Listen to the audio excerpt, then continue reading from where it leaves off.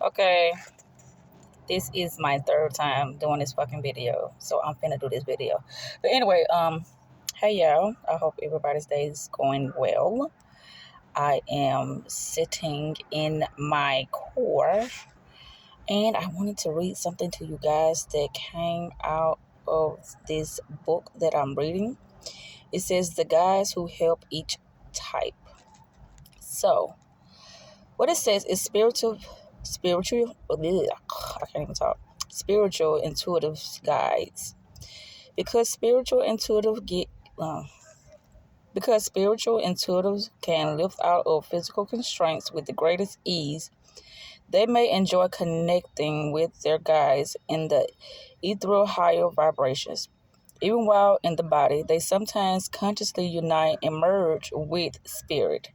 They can do this so instinctively that they may not always be able to completely understand what is happening. But this will not distract from their experiencing a state of bliss. The guides of a spiritual intuitive may belong to a soul group.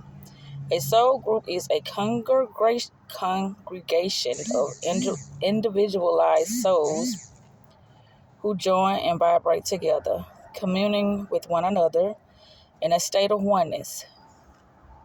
The energy of a soul group can be quite intense and stimulating. This is really annoying. The energy of a soul group can be quite intense and stimulating. This energy can affect our healing and growth in a pronounced way. Spiritual guides tend to have less personality than guides in the mental and emotional realms. It may lead a spiritual intuitive to poetry, prose, channeling, music, or chanting. Because their influence will be felt as vibration, it takes some sensitivity to develop awareness of these guides. They enjoy working with people who also work in groups. We find spiritual intuitives in groups of people who meditate, chant, practice yoga, or worship together. They are community minded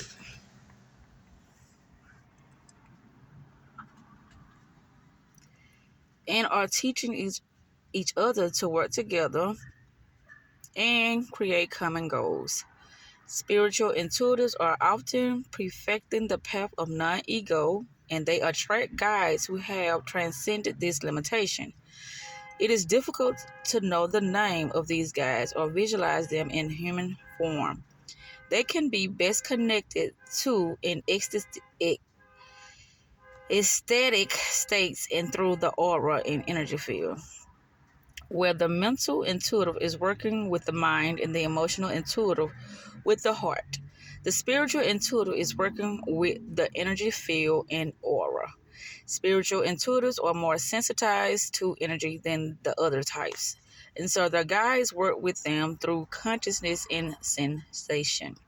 Spiritual guides often will motivate their earth friends through inspirational shifts of awareness and feelings of upliftment. One of the gifts that the spiritual intuitive brings to earth is the ability to energize the planet with spiritual energy.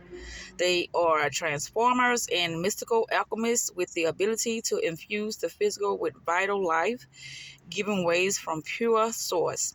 Many of the guides and teachers that work with them have not had earth lives. They may be souls who have inhabited other planets and celestial systems. It is also likely that spiritual intuitives have not had many earth lives themselves, and their guides are often companions from other worlds. The common link between a spiritual intuitive and their guides is the experience of non-physical reality. Spiritual guides work through our higher chakras.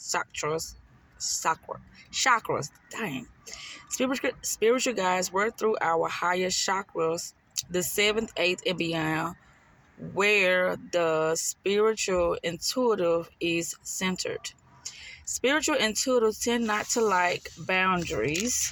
I don't. I'm a, like a ain't like I'm a free spirit individual.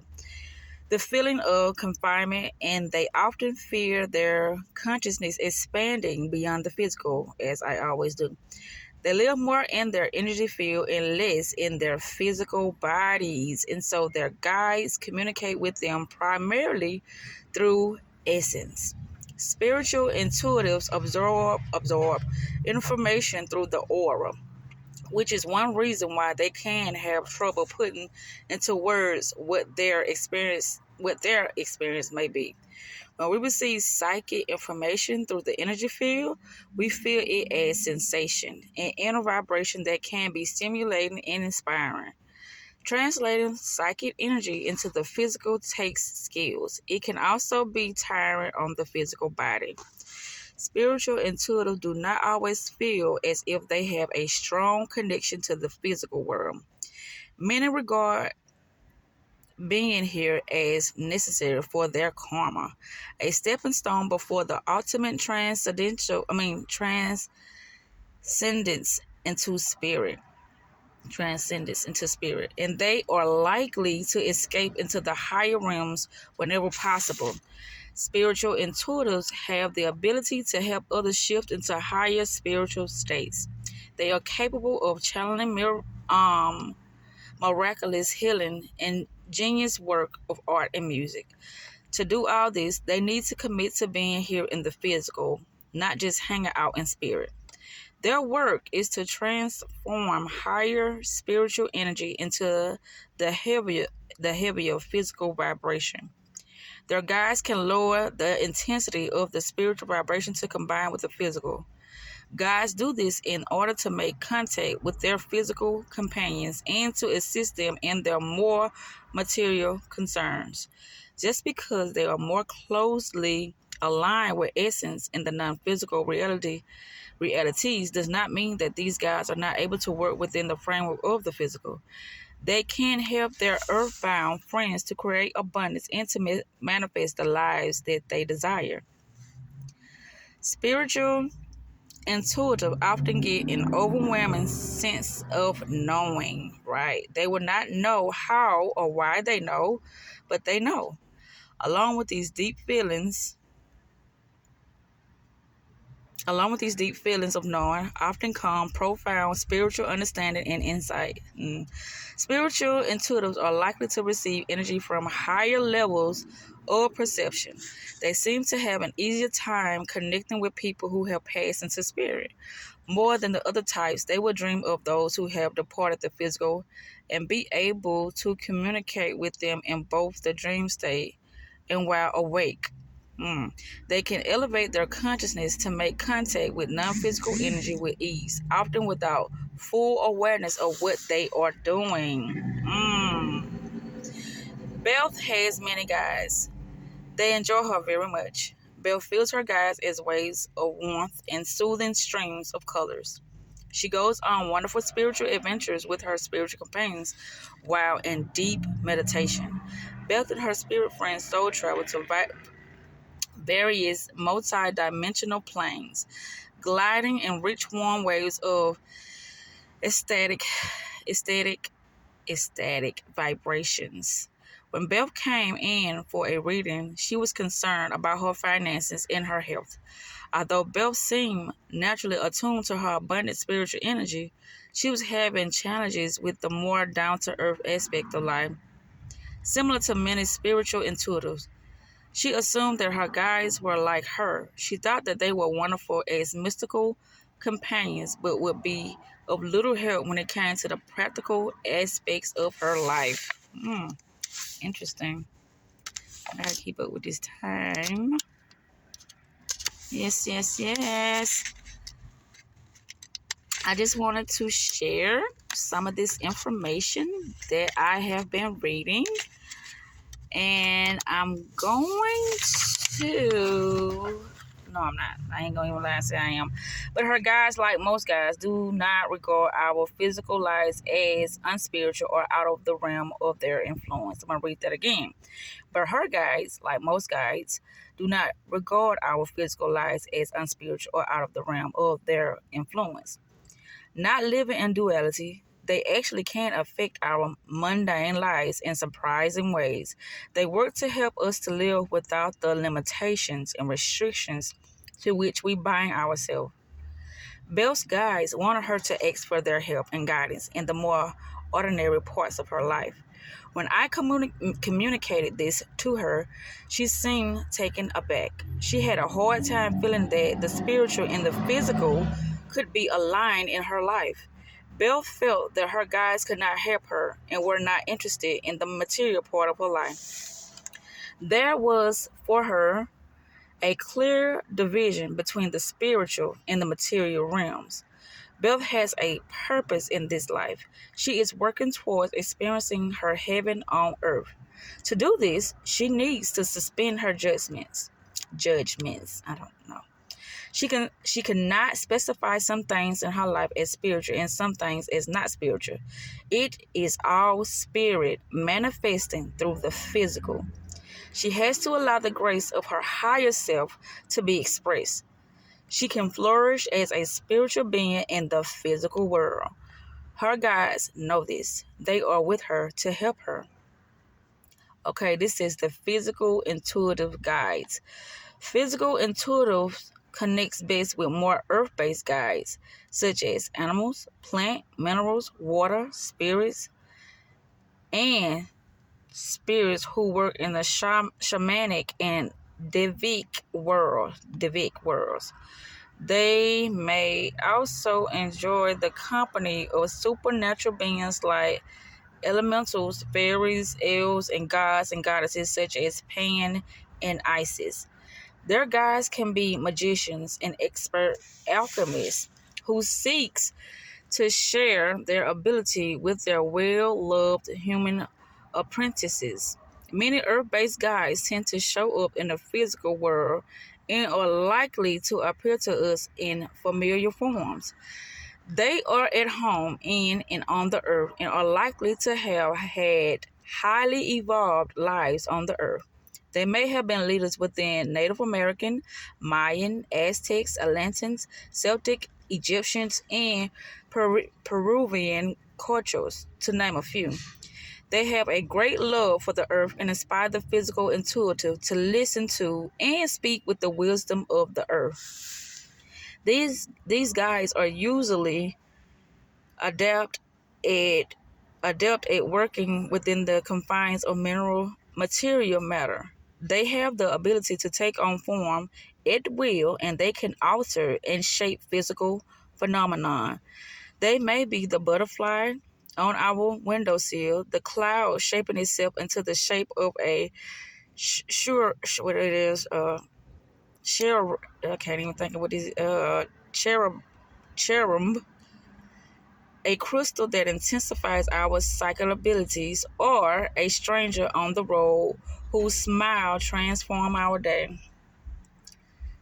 A cherub. Okay, that's what it is, a cherub. Stephen has many animal guides. He also has many pets. He has dogs, cats, birds, and even a donkey. Since childhood, he has had a special affinity for blue jays, which were the first animals he felt he could communicate with. Blue jays often showed up in his life at times of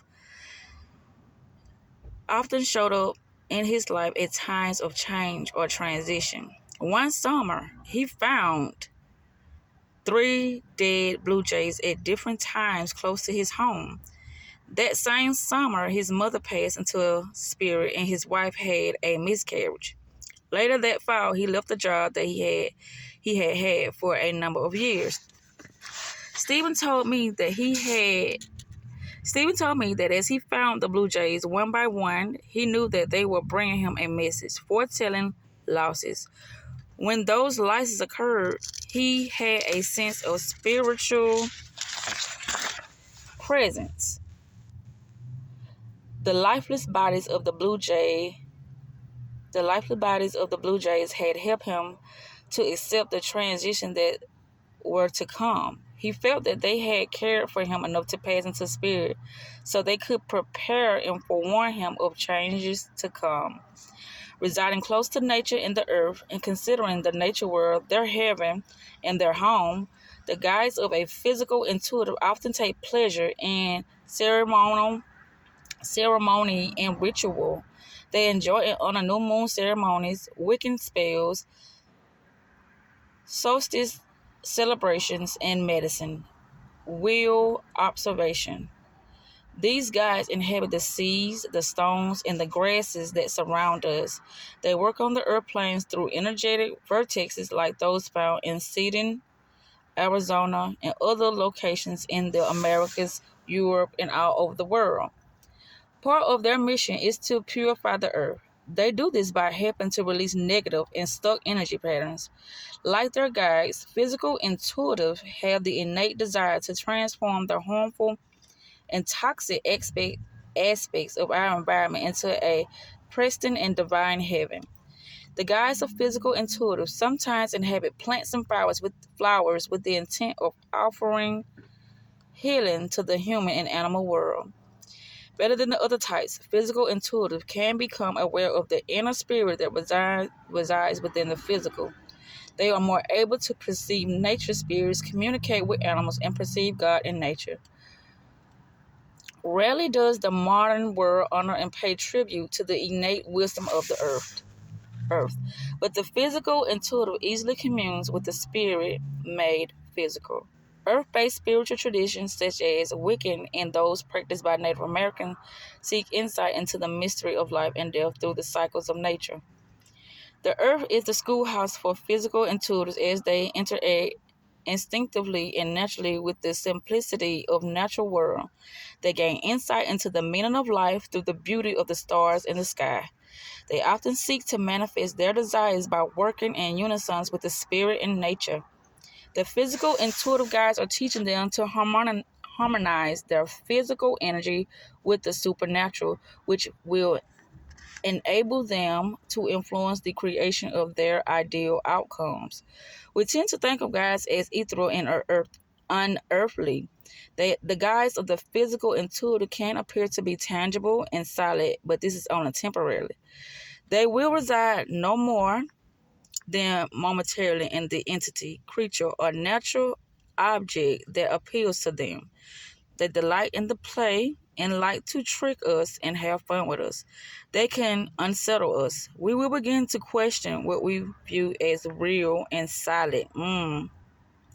The guides of our physical intuitive often work in a different manner than other guides do. Instead of going within ourselves to communicate with these guides, we will often find them in the external world.